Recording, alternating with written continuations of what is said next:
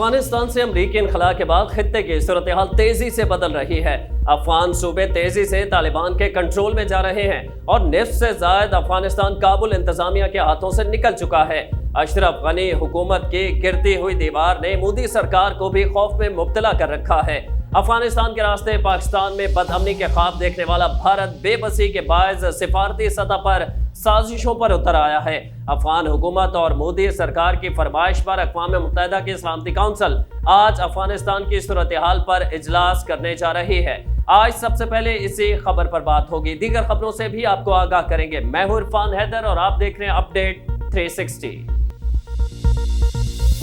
افغانستان میں بڑھتے ہوئے پرتشدد واقعات پر غور کے لیے اقوام متحدہ کی سلامتی کونسل کا ہنگامی اجلاس آج ہوگا۔ سلامتی کونسل کا اجلاس بلانے کا اعلان گزشتہ روز سلامتی کونسل میں بھارت کے مستقل مندوب ٹی ایس تیموتری نے کیا تھا۔ سلامتی کونسل کا اجلاس افغان وزیر خارجہ حنیف اتمیر کی بھارتی ہم منصب ایس جے شنکر سے گفتگو کے بعد بلایا گیا۔ ملاقات میں افغان شہریوں پر طالبان کے بڑھتے حملوں اور افغان وزیر دفاع بسم اللہ محمدی کے گھر کو نشانہ بنائے جانے پر گفتگو ہوئی تھی۔ ذرائع کے مطابق افغان وزیر خارجہ نے بھارتی ہم منصب سے گفتگو کے دوران سلامتی کونسل کا خصوصی اجلاس بلانے کا مطالبہ کیا تھا۔ اجلاس کے دوران افغان وزیر خارجہ حنیف اتمیر اور افغانستان میں اقوام متحدہ کے معاون مشن کی سربراہ جیبر لیون سلامتی کونسل کے اراکین کو صورتحال سے آگاہ کریں گے۔ واضح رہے کہ رواں ماہ کے لیے بھارت کو اقوام متحدہ کی سلامتی کونسل کی صدارت دی گئی ہے۔ خیال کیا جا رہا ہے کہ سلامتی کونسل کا اجلاس افغانستان کے ساتھ ساتھ پاکستان کے لیے بھی انتہائی اہمیت کا حامل ہے۔ ارجنٹائن کے star footballer Lionel Messi نے اپنا پیشہ ورانہ جائے پیدائش چھوڑ دیا۔ میسی نے مشہور اسپانوی فٹ بال کلب بارسلونا کو 21 سال بعد خیر باد کہہ دیا۔ فٹ بال کلب نے تصدیق کی ہے کہ لیون میسی کلب سے نئے معاہدے پر دستخط نہیں کریں گے۔ میسی کے اسپانوی کلب کو چھوڑنے کی خبر پاکستان سمیت دنیا بھر میں ٹویٹر پر ٹاپ ٹرینڈ بن گئی۔ مشہور ہسپانوی فٹ بال کلب بارسلونا اور ارجنٹائن کے star footballer Lionel Messi کے درمیان گزشتہ ماہ جولائی میں معاہدہ ختم ہو گیا تھا، جس کے بعد فریقین میں نئے معاہدے پر بات چیت جاری تھی۔ کلب کا کہنا ہے کہ میسی کم معاوضے پر نیا معاہدہ کرنے پر راضی ہو گئے ہیں۔ معاہدے کو گزشتہ روز حتمی شکل دینا تھی۔ میڈیا رپورٹس کے مطابق میسی کے معاشی معاملات اور کلب کی کچھ شرائط معاہدے میں آڑے آ گئیں، جس پر میسی 21 سال بعد اپنے پیشہ ورانہ جائے پیدائش کو خیر باد کہہ گئے۔ بارسلونا کلب کی انتظامیہ نے کلب کے شاندار خدمات پر لیون میسی کو خراج تحسین پیش کرتے ہوئے ان کی یادوں کو تصاویر اور ویڈیوز کی شکل میں پیش کیا ہے۔ واضح ہے کہ سٹار فٹ بالر بچپن میں جسمانی معذوری کا شکار تھے، لیکن ان میں فٹ بال کھیلنے کی حد سے زیادہ چاہ ہونے پر بارسلونا کلب نے ان کا مہنگا ترین علاج کروایا تھا۔ لیون میسی نے اپنے کیریئر کا آغاز بھی بارسلونا سے کیا تھا۔ انہوں نے سن 2000 میں اسپانی کلب کی یوتھ ٹیم کو جوائن کیا تھا۔ میسی نے بارسلونا کلب کو 4 مرتبہ چیمپئنز لیگ ٹورنامنٹ میں کامیابی دلوائی۔ میسی کو دنیا کا بہترین فٹ بالر ہونے پر بیلن ڈی اور ایوارڈ سے بھی نوازا جا چکا ہے۔ توقع ظاہر کی جا رہی ہے کہ میسی فرانس کے فٹ بال کلب پی ایس جی سے نیا معاہدہ کریں گے، لیکن اس کا حتمی فیصلہ کلب کو ہی کرنا ہوگا کہ کیا وہ میسی کو خریدنے کی استعداد رکھتے ہیں۔ آزاد کشمیر اور سیالکوٹ کے الیکشن میں ناکامی کے بعد مسلم لیگ نون کو ایک اور جھٹکا۔ برطانوی حکومت نے قائد مسلم لیگ نواز شریف کے ویزے میں توسیع کی درخواست مسترد کر دی۔ سابق وزیر اعظم نے برطانوی وزارت داخلہ کے فیصلے کے خلاف مجسٹریٹ کی عدالت میں اپیل کر دی۔ ترجمان نون لیگ مریم اورنگزیب نے برطانوی حکومت کے فیصلے کی تصدیق کرتے ہوئے کہا کہ اپیل پر فیصلے تک نواز شریف قانونی طور پر برطانیہ میں قیام کر سکتے ہیں۔ مریم اورنگزیب نے اسلام آباد میں پریس کانفرنس کرتے ہوئے کہا کہ نواز شریف نے میڈیکل گراؤنڈ پر ویزے میں توسیع کی درخواست دی تھی۔ نواز شریف کی ویزا درخواست مسترد ہونے پر کرائے کے ترجمان کی عید ہو گئی۔ برطانیہ میں ویزا میں توسیع کی درخواست معمول کی کارروائی ہے۔ یہ کرائے کے ترجمان جھوٹے ترجمان ہیں اور یہ بیانات اور وفاداریاں تبدیل کرتے رہتے ہیں۔ نواز شریف کو لندن بھجوانے والی حکومت ہی ہے۔ واضح رہے کہ وفاقی وزیر فیصل واوڈا نے چند روز قبل اپنے ٹویٹ میں نواز شریف کا ویزا منسوخ کیے جانے کی پیشگوئی کی تھی۔ انہوں نے لکھا تھا کہ برطانیہ کی طرف سے بیماری کا بہانہ کر کے ملک سے بھاگنے والے بھگوڑے نواز شریف کا ویزا کینسل کیا جا رہا ہے اور مجرم اپیل میں جانا چاہتا ہے۔ برطانوی ماہرین قانون نے نیوز 360 سے گفتگو میں کہا کہ نواز شریف کے پاس اپیل میں جانے کے لیے 14 روز ہیں۔ ان کے وکلا کو ثابت کرنا ہوگا کہ برطانوی وزارت داخلہ کا فیصلہ حقائق کے منافی ہے۔ انہوں نے کہا کہ پہلی اپیل مسترد ہونے کے بعد بھی نواز شریف کے پاس 14 دن میں دوسری اپیل کا حق ہوگا۔ تاہم دوسری اپیل بھی مسترد ہونے پر برطانیہ میں قیام کے لیے میاں نواز شریف کے پاس صرف سیاسی پناہ لینے کا آپشن ہی باقی رہ جائے گا۔ عظیم اداکار دلیپ کمار اور اداکارہ مدھوبالا پر فلمائے گئے فلم مغل اعظم کے اس منظر کو بھارتی سینما کی تاریخ کا سب سے رومانوی منظر کہا جاتا ہے۔ اس منظر پر سوشل میڈیا میں لاتعداد میمز بھی بن چکے ہیں، مگر مغل اعظم کے اس رومانوی سین کے حوالے سے ایک نیا انکشاف سامنے آیا ہے۔ بھارتی میڈیا کے مطابق مغل اعظم کی عکس بندی کے دوران دلیپ کمار اور مدھوبالا کے تعلقات انتہائی کشیدہ تھے، یہاں تک کہ دونوں میں بول چال بھی بند تھا، لیکن دونوں اداکاراؤں نے کمال مہارت سے باہمی تعلقات کو پیشہ ورانہ ذمہ داریوں پر غالب نہیں آنے دیا۔ دلیپ کمار نے اپنی سوانح عمری میں لکھا ہے کہ فلم سائن کرتے وقت ان کے اداکارہ مدھوبالا سے بہت قریبی تعلقات تھے، مگر فلم کے مہنگے سیٹ پر پروڈکشن کے اخراجات کے باعث فلم کی عکس بندی شروع ہونے میں کئی سال لگ گئے۔ اس دوران اداکارہ مدھوبالا کے والد کے باعث دونوں اداکاروں میں تعلقات اس قدر کشیدہ ہو گئے کہ دونوں ایک دوسرے کا حال احوال پوچھنے کے بھی روادار نہیں تھے، مگر اس سین کی عکس بندی کے دوران دونوں نے کمال مہارت سے باہمی تعلقات کو پیشہ ورانہ امور پر غالب نہیں آنے دیا۔ دنیا چاند اور مریخ پر کمند ڈال رہی ہے اور پاکستان کے شہری آج بھی بنیادی سہولتوں سے محروم ہیں۔ خیبر پختونخوا کے ضلع خیبر کے علاقے لاشوڑا کے عوام سروں اور گدھوں پر لاد کر پانی لانے پر مجبور ہیں۔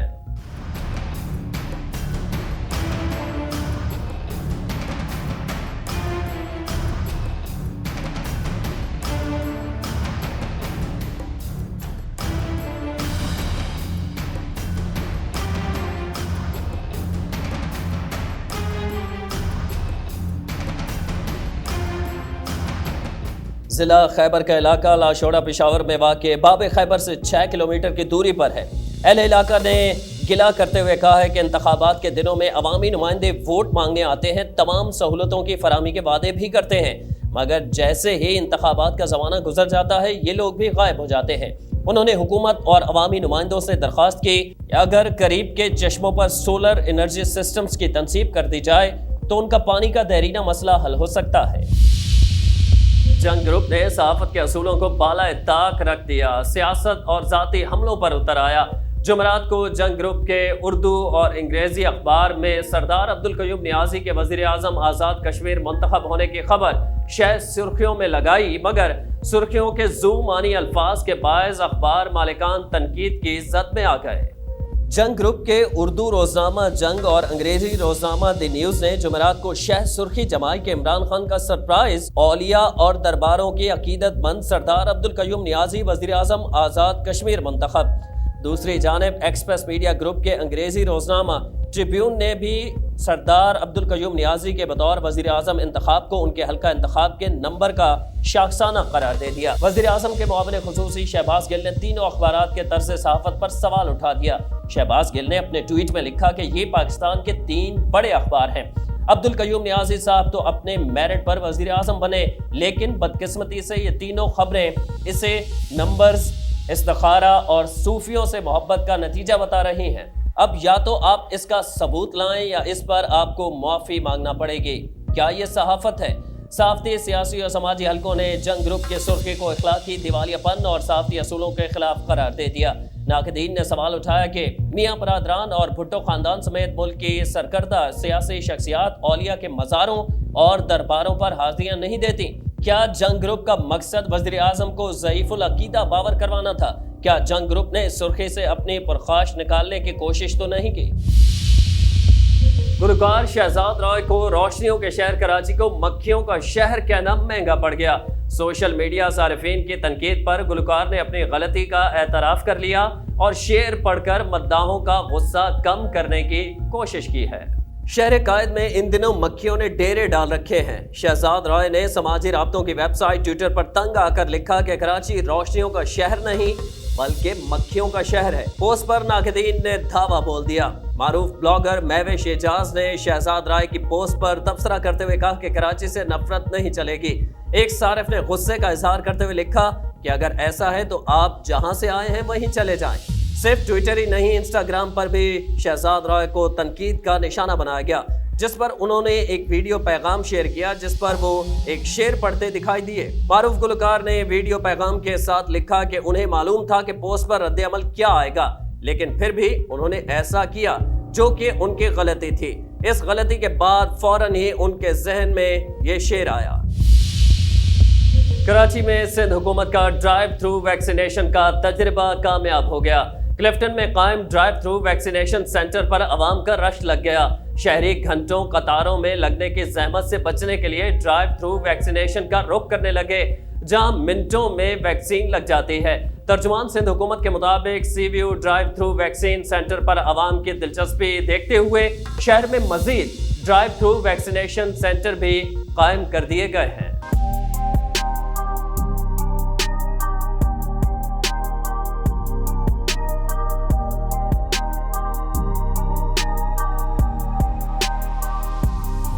ڈرائیو تھرو ویکسین سینٹر کے اندر داخل ہونے کے بعد گاڑیاں 5 قطاروں میں کھڑی ہو جاتی ہیں۔ سینٹر میں 15 سے زائد ویکسینیشن کاؤنٹرز بنائے گئے ہیں، جہاں بیک وقت 15 گاڑیوں کے اندر بیٹھے لوگوں کو ویکسین لگائی جاتی ہے۔ کلفٹن کا ڈرائیو تھرو ویکسین سینٹر شام 4 بجے سے رات 12 بجے تک کھلا رہتا ہے۔ شہریوں نے گاڑی میں بیٹھ کر ویکسین لگوانے کو خوشائند قرار دے دیا ہے۔ اداکاروں کی جانب سے بھی حکومتی اقدام کو سراہا جا رہا ہے۔ نمائندہ نیوز 360 عبدالقادر منگریو نے سینٹر میں موجود اداکار اعجاز اسلم سے خصوصی گفتگو کی۔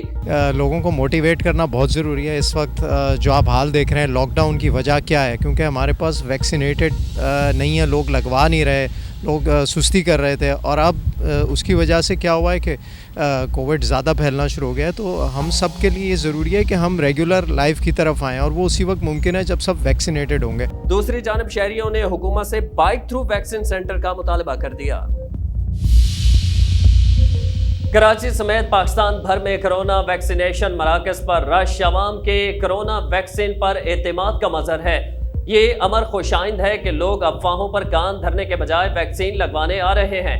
دوسری جانب سندھ حکومت کا ویکسینیشن کے عمل میں نجی اور رفائی شعبے سے اشتراک خوشائند ہے۔